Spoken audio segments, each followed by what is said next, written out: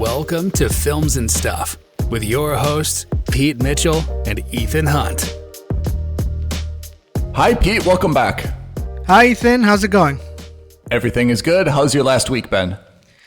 Pretty good. Been catching up on a few shows, including the ones you recommended, Travelers. I'm all in so far. All right. That sounds like a big discussion we need to have another day, yeah? Absolutely. Okay. And have you caught the latest episode of Winning Time on HBO? Yes. So at the time of recording, we've seen episodes 1 and 2, and That's right. third one comes out in a day or two. All right. I'm in. So we talked about this after the first episode, right? The series premiere. That's right. And I think I remember I gave it the recommendation of it seemed to be good enough to justify subscribing to HBO Max only for that show. But I think you were one notch lower than that, right? No, actually, my point was that if we were to judge it on the basis of episode 1 alone, at the time, I said that yes, you should subscribe. Mm.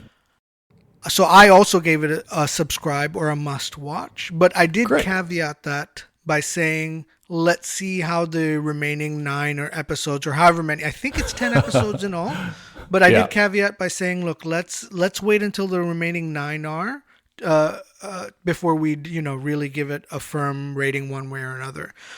But my feeling was that on the basis of how they filmed it and the style that they've chosen to portray that first season, I think it's going to be something that's not so much that even if you're not a basketball fan, I think you're still going to enjoy it.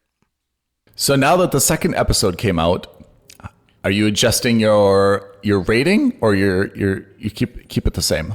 So I must say, before we go into breakdown of the first 2 episodes, I must say that after having watched the second episode, I'm still in, but I would say that maybe my enthusiasm has kind of dropped a little bit.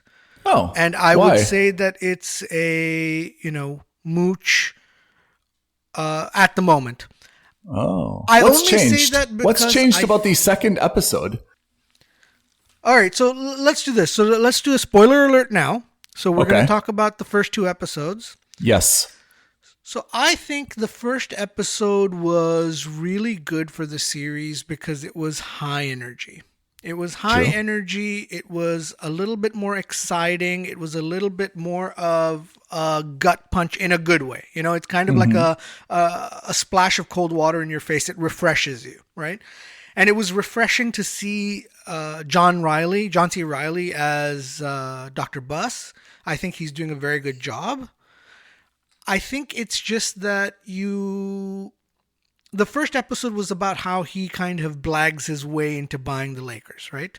Where he says, I have all this money, I can do it, but he doesn't really have any of the money or the cash. He ends up having to borrow the money from his wife or getting a guarantee from his wife to the banks or his ex-wife, I guess.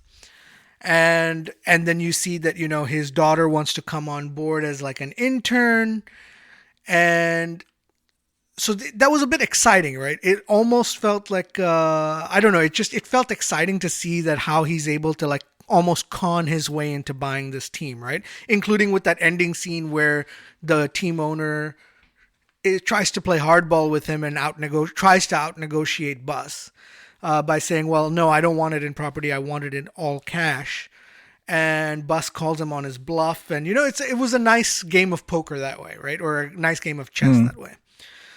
The second episode and this is not a bad thing, don't get me wrong. I think it got a little bit bogged down by the backstory of Magic Johnson.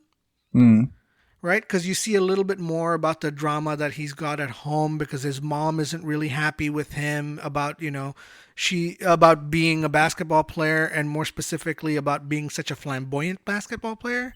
Yeah. So, she's this woman who's, very religious and is very proper, whatever that means. Yeah. And Very she conservative. very conservative, right? And whereas, Magic Johnson is absolutely not, and he's chasing after this girl, and he tries to appease his mom, and to appease his mom he buys her this like jacuzzi hot tub kind of thing. A huge bathtub. Right? So it's just and she's just, no matter what, she's just very dour about the whole thing, and she's kind of like a wet blanket. And props, she's doing a very good job, but I felt like that whole backstory, that entire thing, and I don't mean this in a bad way, but it's kind of not what I'm interested in seeing. Like, I want to see some of it, of course, because it's all interesting, but this is more about when I hear the show Winning Time is about the Lakers, I want to see more about the Lakers. Right? So the things that I found more interesting in that episode, in episode 2, for example, is we get introduced to the great Boston Celtics coach, Red Auerbach. Yep, we do. Right? And he turns out because this is a dramatization, because this is an Adam McKay project, I don't know what he was actually reported to be like. I haven't really done much digging on him, but he comes off as a complete douchebag, right? Mm-hmm. This super arrogant jerk who looks down at Dr. Buss, and he's like, you're never going to be a winner like me, because the moment you get what you want, you're on to the next thing, and everyone accuses him of that, right? Mm-hmm. And at this point, if you've never seen or known anything about Dr. Buss, this is new news for us, right, as audience viewers. Mm-hmm. So I found that dynamic relatively interesting. I thought the dynamic between Jeannie Buss, his daughter, and I can't remember the lady in the office that works with Dr. Buss. Claire. Claire. So Yep. I found that relationship or that dynamic very interesting. Yeah. And, you get to start to see the business side a little bit more as well. And, maybe it's because you and I have more of a finance background and, a business background. I found that kind of stuff very compelling, right? Where you try to see how they're trying to turn around the Coliseum, was it? What is it called? Yes. The Forum. So the Forum. They're trying to turn around the Forum, the stadium where these guys play, or the arena where these guys play, and to make it a profit center. So, I like that kind of thing. And I'm hoping we get to see more of the behind the scenes of the business and the operations, more so than we do of the personal drama of the players. Yeah.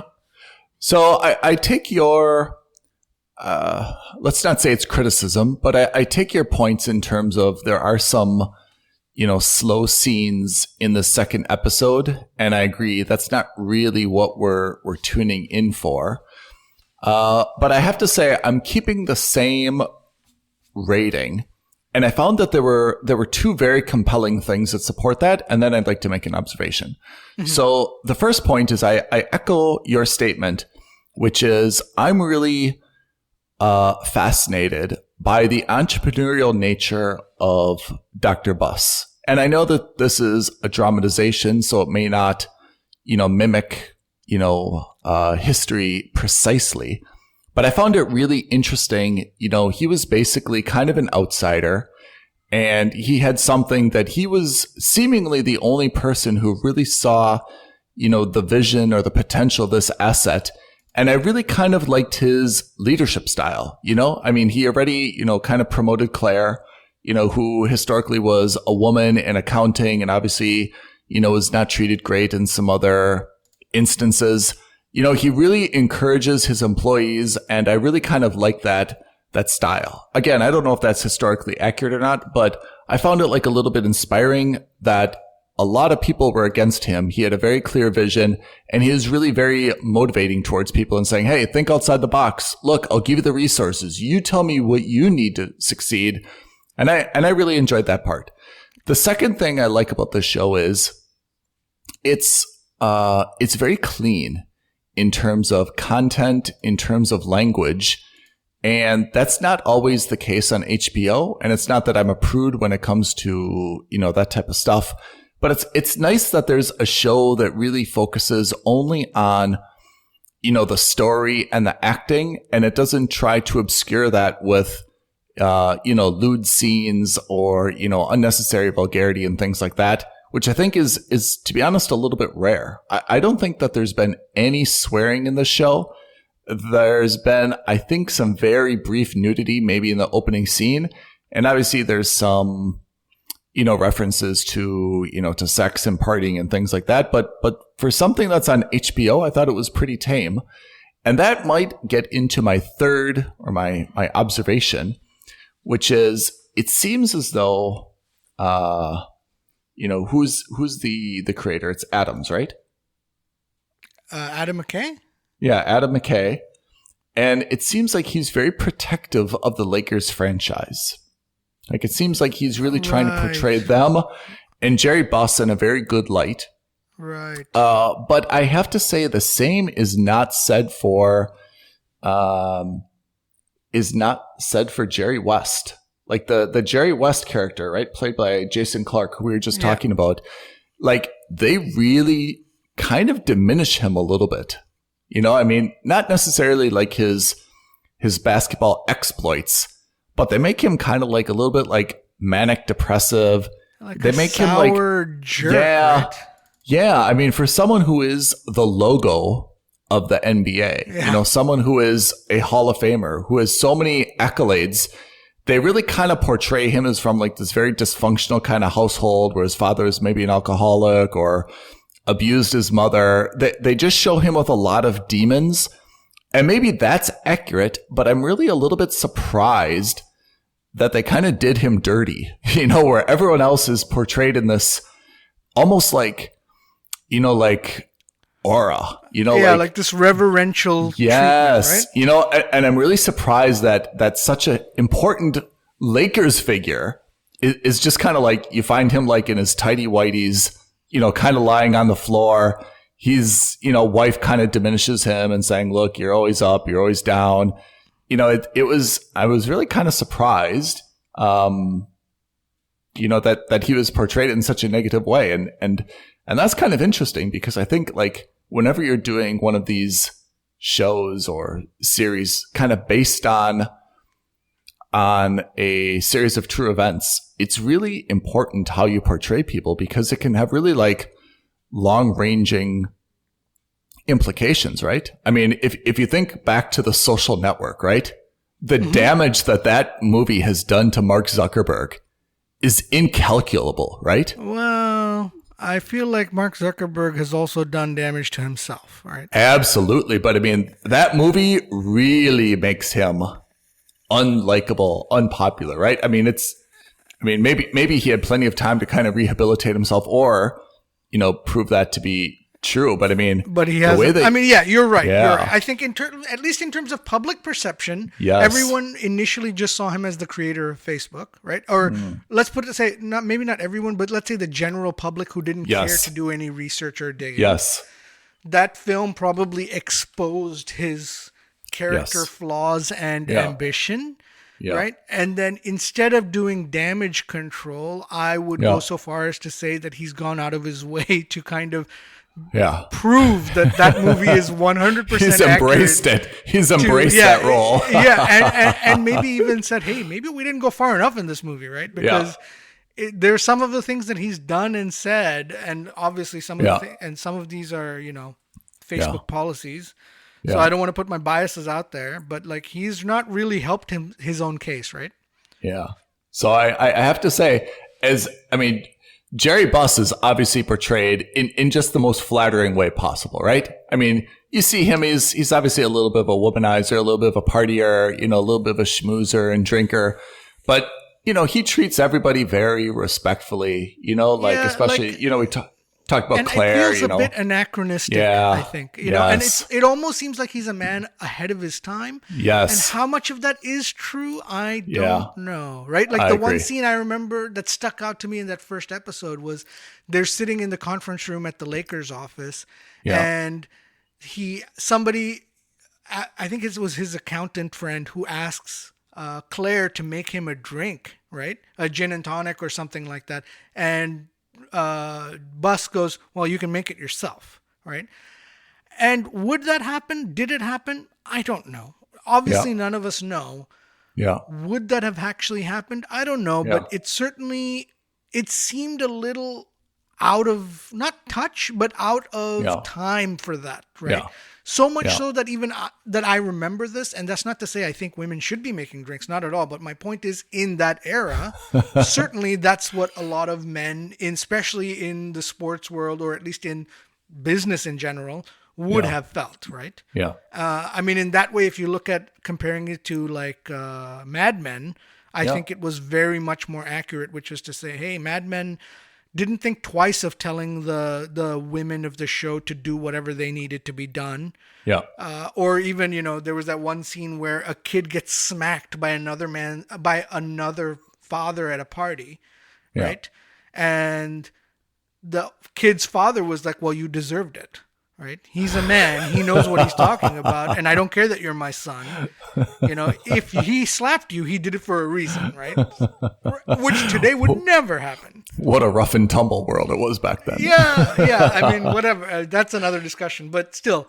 Anyway, but I fully take on your point. I think you're right. I think how much of this is glamorizing the past versus how much of this is kind of like deifying, if that's the right word, of certain members of the Lakers.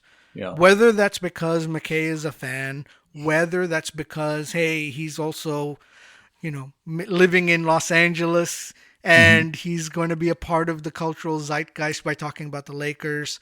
Yeah. Then, there's a certain element of maybe him also being like, well, let's make them come out looking a bit better than they actually were. Right? Yeah.